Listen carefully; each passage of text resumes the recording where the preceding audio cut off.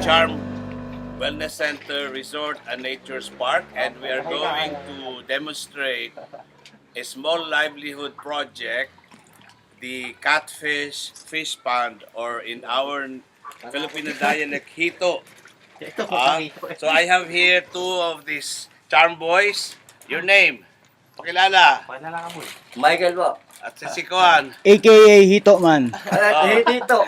O sige, pakita mo. Show how you start the fish pond. Adult. 3. Huwag mo hawakan sa ulo, Kel. Madulas siya. Biglayin mo lang. Yan. Sige, pakita mo. Matitinig ka niyan.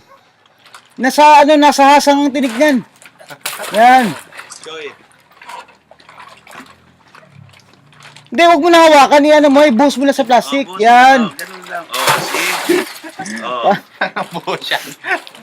Parang nagbalibag lang ng tae. Nasaan na ba yan? Lala, yun o. Okay. The founder of Hito.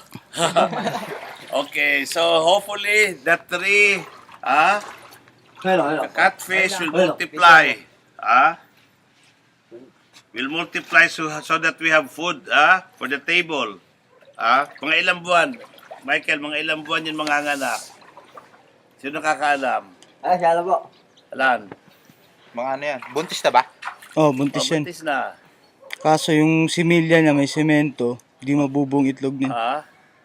Lalagyan dito lang natin naman ng yun kangkong. We start putting vegetables. Bagay, matibay rin yung mga yun eh. Oo Hindi nga. ba yan eh? Kung Matibay sa, yan. Oo. sa Boracay, nandun na eh. Putik Oo lang, nga. buhay yan eh. Sa putik eh, nabubuhay yan. Matibay yan, pero Yan, yung magtatapon na tayo ng mga kangkong na kung natural putik lang, pero kasi may chemical kasi yung yung semento eh. Pero ano kinakain yan, Sam? Lumot. O Tae. siguro mga kangkong-kangkong din. Hindi, Hindi, hagisa mo, tinapay yan. Ikakain. Oo, tinapay, tama, tinapay. Sa bakery O, yan, matira-tirang ulam na ano? Hagisa mo, Baboy ka, Pag kinakain naglinaw, yan pag eh. naglinaw. Ayun na ba siya? Yung ulo na ba niya yun? Mm. Ha? Mm. Oh. Mababaw pa eh. O pero mukha na yan. Good as parang Mm. lagyan pa kaya natin ng water. Lagyan mo na. Mamaya na, Dok. Nag-iipon pa ako. Ha? Nag-iipon pa. Wala pa laman? Nasimot na kanina eh. Ha? Nasimot na kanina. Buhay na yan, Dok. Well na yan. Mm. So Father Ewart, this is a good project that the Holy Catholic Church International and the Beautiful Heart Foundation should support. Fish pond, in addition to the organic farming around. Can you show our vegetables?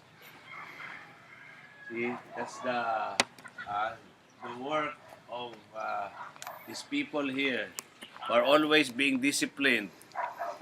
We are always teaching them how to work hard because only by working hard you improve your lives. Ipangatok ko siya. Okay. So again, thank you.